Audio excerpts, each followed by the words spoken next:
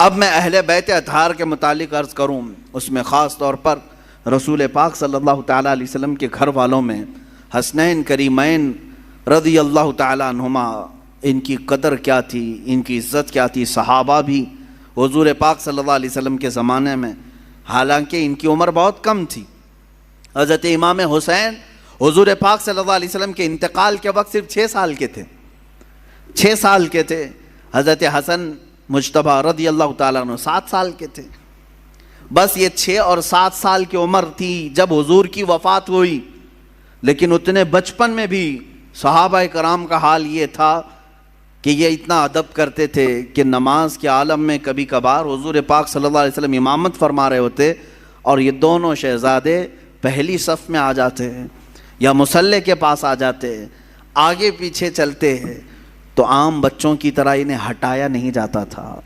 ان کو نہ پہلی صف سے کوئی پیچھے کرنے والا ہوتا، نہ کوئی ادھر سے ادھر کرتا۔ میرے عزیز و دوسروں کے بچے آئیں تو ہم ادھر ادھر کر دیں، لیکن رسول اللہ کے شہزادوں کو صف کے آگے رکھ کر کے بھی صحابہ نماز پڑھتے تھے، اس لیے کہ ان صحابہ کو معلوم تھا کہ نماز ہماری اس وقت تک کمپلیٹ نہیں ہوگی جب تک نبی اور آل نبی پر درود نہ بھیجیں۔ ہاں، تحیات میں بیٹھنے کے بعد تو پڑھنا ہی پڑے گا نا، اللہم صلی علی محمد وعلی آل سیدنا محمد۔ ہم تو کہتے ہیں اے اللہ درود بھیج محمد صلی اللہ علیہ وسلم پر اور ان کی آل پر، تو صحابہ کی نمازیں کیسی ہوتی ہوں گی جب نماز میں تحیات پر بیٹھ کر کے یہ پڑھتے ہوں گے اے اللہ نبی پر تو درود بھیج، تو مصلی پر نبی کو دیکھ رہے ہوں گے، اور جب آل محمد پر درود بھیجتے ہوں ان شہزادوں کو پہلی صف میں دیکھ رہے ہوتے ہوں گے۔ ان صحابہ کی نمازیں کیسی ہوتی ہوں گی۔ بہرحال حسنین کریمین رضوان اللہ تعالیٰ علیہما، اللہ تعالیٰ نے ان کو رسول پاک صلی اللہ تعالیٰ علیہ وسلم کے گھر میں اس طرح سے ودیعت فرمایا کہ ان کا نام بھی جنتی نام رکھا گیا۔ حسن اور حسین میرے آقا نے فرمایا اسما من الجنتی، یہ جنت کے ناموں میں سے ہے، جنت کے ناموں میں سے ہے۔ اور میرے آقا صلی اللہ علیہ وسلم اکثر امام حسین کو سونگھتے تھے۔ چومنا الگ چیز ہے نا، بچوں کو ہم بوسہ دیتے ہیں، چومتے ہیں، حضرت امام حسین کو حضور پاک صلی اللہ علیہ وسلم سونگھتے تھے۔ چومنا بھی ہوتا ہے، میرے آقا صلی اللہ علیہ وسلم سے چومنا بھی، بوسہ لینا بھی ثابت ہے، لیکن اکثر آپ ان کی گردن کے پاس اور ان کے چہرے کے پاس سونگھتے تھے۔ اور میرے آقا صلی اللہ علیہ وسلم فرماتے ہیں ہما ریحانتی فی الجنہ، یہ دونوں میرے لیے جنت کے ریحان پھولوں میں سے ہیں۔ جنت کے جس طرح ریحان پھول ہیں، اللہ تعالیٰ نے حسن و حسین رضی اللہ تعالیٰ عنہما کو جنت کے پھولوں کی طرح خوشبودار بنایا تھا۔ اندازہ کرو میرے عزیزو، جن شہزادوں کی خوشبو خود سید الانبیاء سونگھ رہے ہو، تو کیا اہل بیت میں خوشبو نہیں ہوتی ہے؟ کیا رسول اللہ کے خاندان میں خوشبو نہیں ہوتی؟ یہاں پر مجھے وہ بات یاد آتی ہے، کسی نے مجھ سے کہا تھا کچھ سال پہلے، میں نے ایک واقعہ بیان کیا تھا، اعلیٰ حضرت امام احمد رضا خان فاضل بریلوی رضی اللہ تعالیٰ عنہ کے اہل بیت کا ادب کرنے کا ایک واقعہ مشہور ہے، جس کو ایک صاحب نے اعتراض کر کے کہا تھا کہ ایسا کیسا انہوں نے سونگھ لیا۔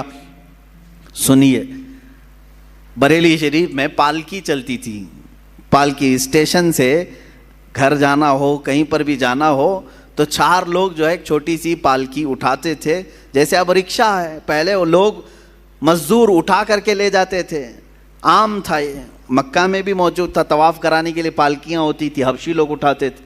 بریلی میں امام اہل سنت فاضل بریلوی نے یہ کرائے کے پالکی والوں کو بلایا، اس میں 3 لوگ تھے یا 4 لوگ تھے یا جتنے بھی تھے، پالکی اٹھانے والوں نے کرایہ طے کیا، اٹھا لیا۔ تھوڑی دیر کے بعد اعلیٰ حضرت فاضل بریلوی رضی اللہ تعالیٰ عنہ کہنے لگے روک دو روک دو۔ روکا گیا، اتر گئے، کہا کہ تم میں سے کوئی سید زادہ ہے؟ پالکی اٹھانے والوں میں سے کوئی سید زادہ ہے؟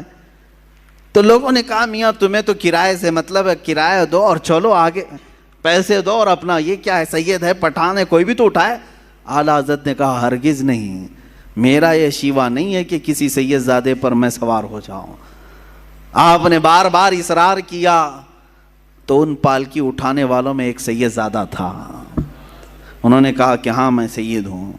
اللہ اکبر، تھوڑی دیر ہی سوار ہوئے تھے، اعلیٰ حضرت رضی اللہ تعالیٰ عنہ ان کے ہاتھوں کو پکڑ لیا، رونے لگے، بڑی خطا ہو گئی مجھ سے، غلطی ہو گئی، میں قیامت کے دن کیا منہ دکھاؤں گا رسول پاک کو کہ احمد رضا تو میرے بیٹے کے کندھے پر سوار ہوا تھا.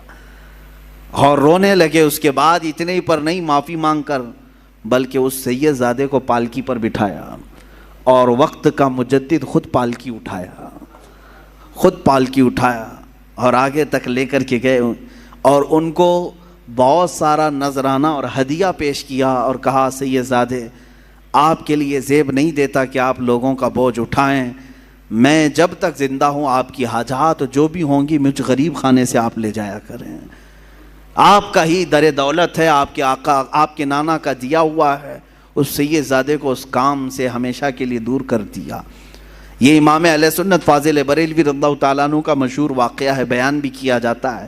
کسی صاحب نے ہم سے کہا تھا کہ ایسا کیسے ان کو آ گئی تھی خوشبو، تو ہم نے یہی کہا کہ ان کی طرح عشق پیدا کرو، خوشبو آ ہی جائے گی. پیدا کرو جو گلاب کو سونگھے تو بھی کہے لب پھول دہن پھول زکن پھول بدن پھول، واللہ جو مل جائے میرے گل کا پسینہ مانگے نہ کبھی عطر نہ پھر چاہے دلہن پھول. کیا بات رضا اس چمنستان کرم کی، زہرا ہے کلی جس میں حسین و حسن پھول. یہ بریلی کا امام ہی تو کہتا ہے جس کی زندگی عشق میں ڈوبی ہوئی ہے، جس جگہ پر بھی دیکھیں یہ اعلیٰ حضرت کے نغمے کیا یہ عشق نہیں پیدا کرتے؟ آج 100 سال کے بعد بھی سننے والے جھوم جاتے ہیں. اس بریلی کے تاجدار کے سینے میں عشق کتنا رہا ہوگا جو ہمیشہ اس زمانے میں لوگ میرے آقا کی ناپ رہے تھے کتنا ہے، کیا کیا ہے، کیسے کیسے ہیں حضور کے بارے میں. اس وقت اس امام نے پکار کر کہا تھا سرور کہوں کہ مالک و مولا کہوں تجھے، باغ خلیل کا گل زیبا کہوں تجھے، حیران ہوں میرے شاہ میں کیا کیا کہوں تجھے. یہ کس نے کہا تھا؟ امام زمن، امام اعلیٰ، امام اہل سنت نے کہا تھا ان کی طرح محبت اور عشق پیدا کرو، اس نبی کی آل کی خوشبو بھی تمہیں خود آئے گی. ہاں بدبو رکھے ہو اور دل میں بغض اور کوڑھن ہو تو پھر یہ تمام اعتراضات بھی تمہارے دل سے سینے سے نکل کر کے زبان پر